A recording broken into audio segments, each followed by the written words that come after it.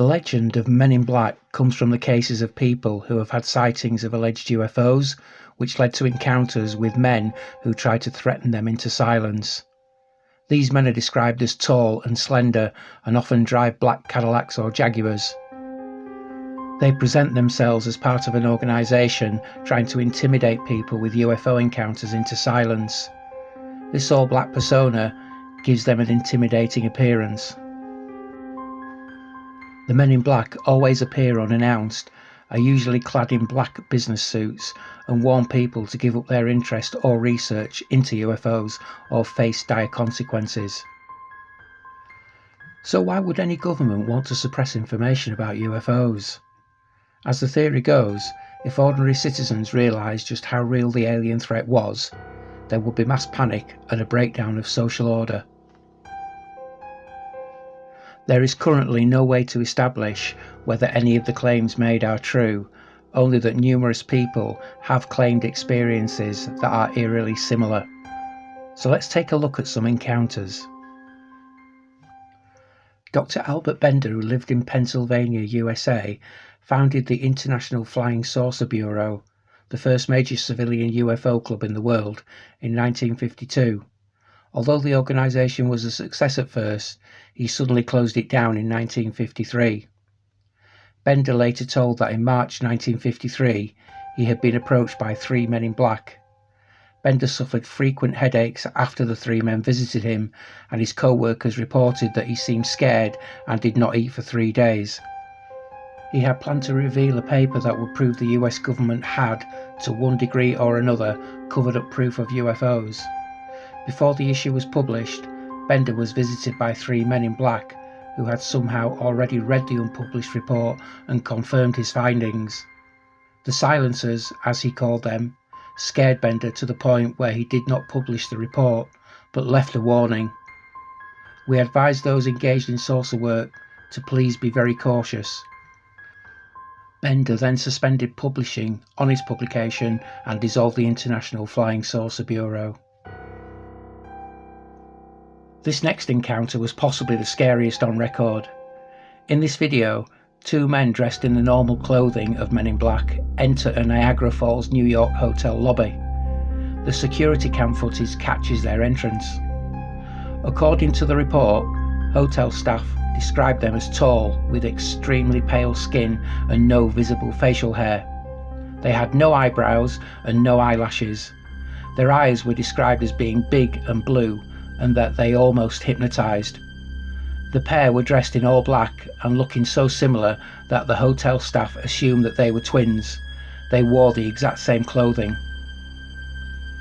The next day, another hotel employee asked to speak with the manager in private and described her encounter with the 2 men.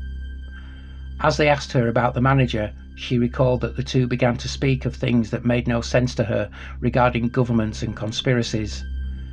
Fear came over her when she noticed that they had no facial hair and no eyebrows. She said it appeared as though they were wearing wigs that were attached to their hats. The woman told her boss about how large and blue-looking their eyes were, and that she sensed that they were hypnotic.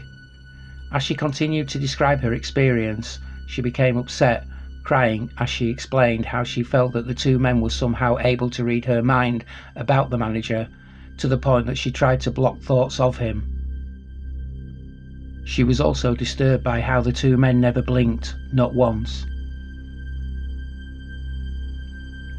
Jack, a pseudonym, is another victim of the Men in Black phenomenon and claims to have been followed by pairs of identical-looking men dressed in matching black suits and exhibiting odd appearances and behaviour.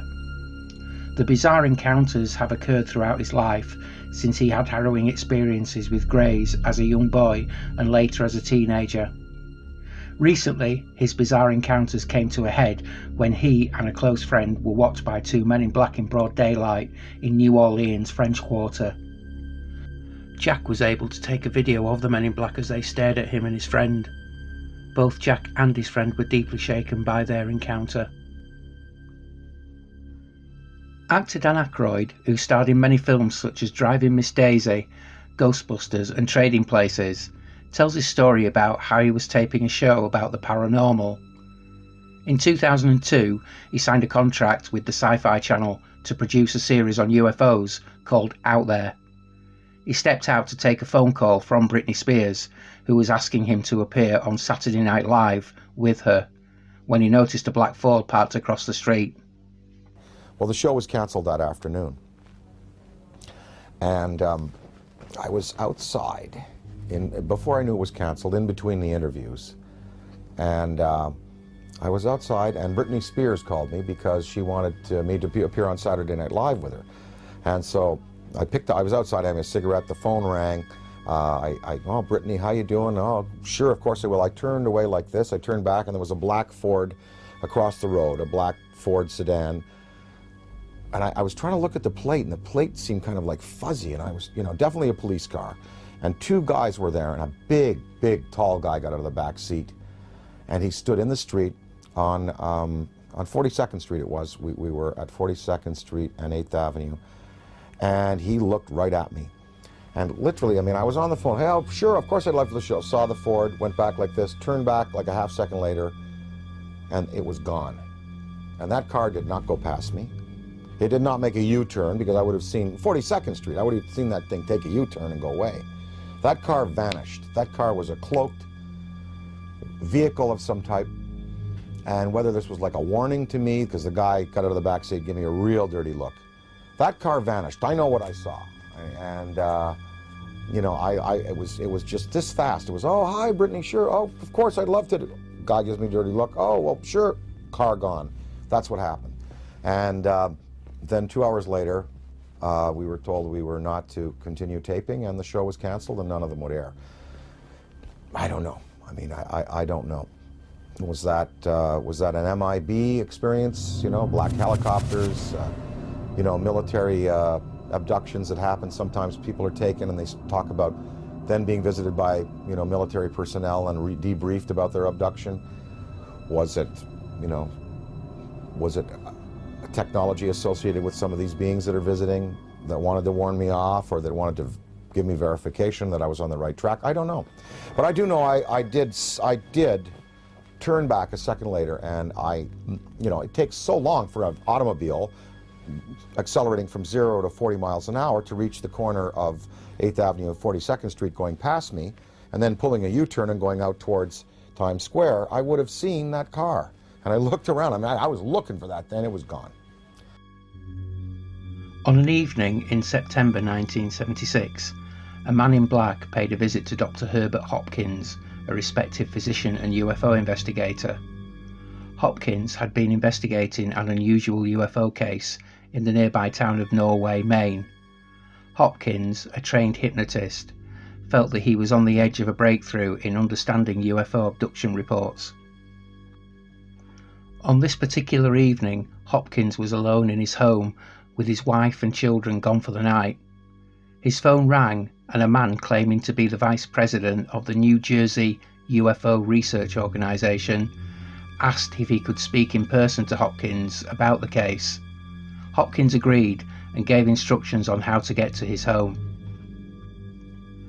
When Hopkins stepped to his back door to turn on an outside light, he saw a strange man walking up the driveway towards the house. It could not have possibly been the man who had called him earlier, and yet, who else could it have been? Hopkins did not see a car parked anywhere nearby that might have belonged to the stranger. When the man reached the door, Hopkins was further taken aback. This stranger was strange indeed. He was dressed in a dark black suit that was immaculately pressed. In fact, it looked like it had never been worn. The man also wore a black Homburg hat. When he removed the hat, he revealed a chalk-white face with no hair of any kind, including eyebrows. The lips, though, were bright red, as if the man had used lipstick on them. The man then spoke to Dr. Hopkins in a strange voice with perfect diction. For some odd reason, Hopkins and the stranger discussed details of the Norway UFO case with complete normality. It was only after the visit that Hopkins recalled many of the strange aspects of his unusual visitor. Towards the end of the discussion, things took on a menacing tone. The stranger handed Hopkins an odd metal coin, which the doctor did not recognise, and told him to hold it in his hand and watch it. Before Hopkins' eyes, the coin seemed to blur and then disappeared completely. "Neither you nor anyone else on this plane will ever see that coin again," said the stranger. "We can do the same to your heart." The visitor advised that Hopkins should cease his research into the Norway incident and destroy his records of it. Hopkins then noticed the man's speech was starting to slow, like a tape at half speed. The man staggered out of the house like he was drunk towards a bright blue light. Hopkins assumed it might have been some kind of vehicle, but saw nothing. The man then disappeared. Hopkins was so unnerved by the experience that his wife and kids found him sitting with a gun in his hand when they returned home. They looked for tire tracks or any other evidence of the weird visitor but found nothing. The point, though, had been taken. Hopkins ceased his work in relation to the Norway incident and burned the tapes he had made of hypnotic sessions with witnesses. So what do you think?